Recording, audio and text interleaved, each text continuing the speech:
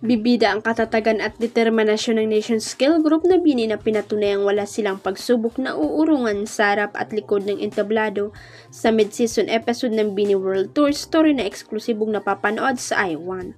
Tampok sa episode kung paano hinarap ni Bini Aya, Colette, Maloy, Gwen, Stacy, Mika, Juan at China ang matitinding pagsubok on off stage mula kaba at stress hanggang dysmenorrhea at pagkahilo. Bibida rin ang hindi nila pagsuko sa pagsubok na kinakarap sa Washington DC at kung paano sila nanatiling matatag para makasama ang Blooms, hatid na rin ang kanilang dedikasyon at paniniwala na susuka pero di susuko.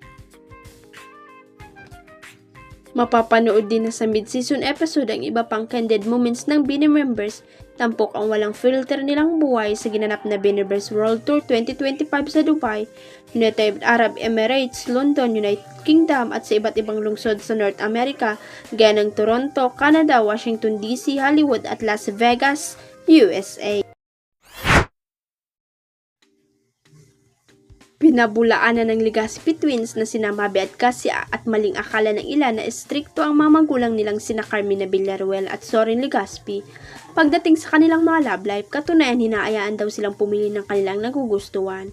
Sa kanilang guesting sa Fast to Kit Boy Abonda nitong Webes, diretsang tinanong ni Mabe at kasi ni Tito Boy kung nakikialam ang kanilang mga magulang pagdating sa kanilang buhay pag-ibig.